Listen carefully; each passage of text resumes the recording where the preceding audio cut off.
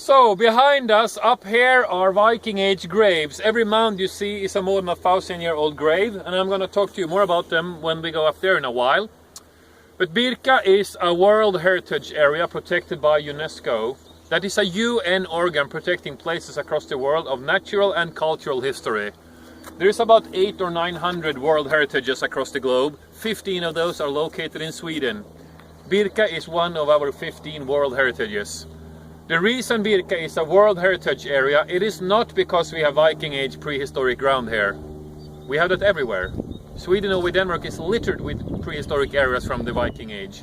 But on this island, in the Viking Age, there stood a town. We did not live in towns in the Viking Age Scandinavia. We lived in farms. So in the beginning of Viking Age, in all of Scandinavia, as we know it, there were only 4 towns.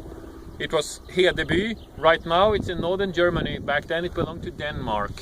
We have Ribe in Denmark also, Kaupang in Norway and Birka in Sweden. Those were the only 4 actual towns in Scandinavia in the beginning of the Viking Age. And the best preserved one of these 4 is Birka, because never built a modern town on top of this site. That's why we have World Heritage Area here. Viking Age, about 800 AD until 1100 AD. If you have a hard time remembering numbers, you can just say it was 1,000 years ago. Not 2,000, not 100, just 1,000 years ago. That's the Viking Age. You cannot use the term Viking Age about countries outside of Scandinavia, basically. You cannot say the Viking Age in China. It doesn't make any sense, they had no Vikings. So if you say Viking Age, you specifically mean this time period in Sweden, Norway, Denmark and Iceland. We say Viking Age ended roughly 1100 AD because things changed quickly in Scandinavia. Kings gained more and more power. More and more towns were being built, towns in stone, not wood like old Birka. Christianity came. Before that we believed in the Norse gods like Thor, Odin and Frey, or in English Thor, even though we don't pronounce it Thor, we say Thor. The change towards Christianity, all of these were big things. So roughly 1100 AD we say stop Viking Age and start medieval times. Now you have some background information. I would like to ask you, what is the first thing you come to think about if you hear the word Viking? But wait, you can say anything but no horned helmets. Something else. Seafaring. Seafaring and travels, yeah, indeed. Something else. Trade. Making trade and merchantry, right. So, how many of these horned helmets have there been found from Viking Age Scandinavia? How many? None. 0, zip, nada, none. Hollywood, comic books, operas, never trust them, they are not good history teachers. Not a single Viking has, to our knowledge, ever wore a horned helmet. Don't buy the plastic ones in central Stockholm. So, someone were saying boats and ships and long travels. That's a good symbol for the Viking Age. With their boats and their ships, the Scandinavians would travel far and wide, making both trade, merchantry and plundering. Both. They were not mindless savages who would slay anyone on sight and eat their babies. Trade and merchantry at the time, it was normal.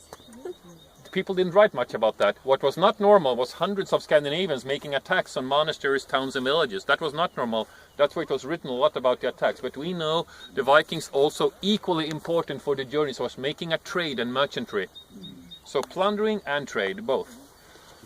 Where did they go? Our good friends to the west, the Norwegian Vikings from Norway, they traveled mostly to Scotland and Ireland. They are the founders of Dublin. They were settling on the small islands like Orkney Island, Shetland Islands, Faroe Islands. Iceland was discovered by a Viking from South Sweden, but it was settled mostly by the Norwegians in the 9th, 10th centuries. Vikings from Denmark traveled mostly to France and England. Danish kings ruling big parts of England for many decades in the Viking Age. Vikings from Sweden traveled mostly east, settling down in parts of what today is Finland. Some people in Finland, they don't speak Finnish, they speak Swedish only. This is because of Swedish colonization in Viking Age and after also. Swedish Vikings made attacks in the Baltic region of Estonia, Latvia, Lithuania. They went through the rivers of Russia down to the Caspian Sea and the Black Sea in South Russia. They went further southeast to Constantinople, the capital of the mighty Byzantine Empire. That city was called by the Vikings Miklagård. Does anyone know what this city is called today?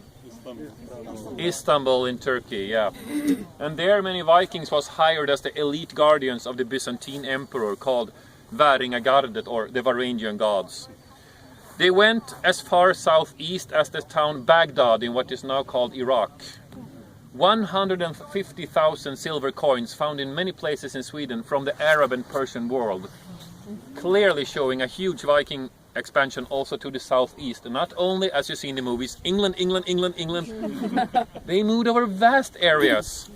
After Iceland was settled, people from Iceland discovered Greenland and North America 500 years before Columbus found it. Attacks were made on Paris, Hamburg, Dorestad in the Netherlands. Trade was made with Pisa in Italy, Athens in Greece, Sevilla in Spain. North Africa coastline was visited by Vikings.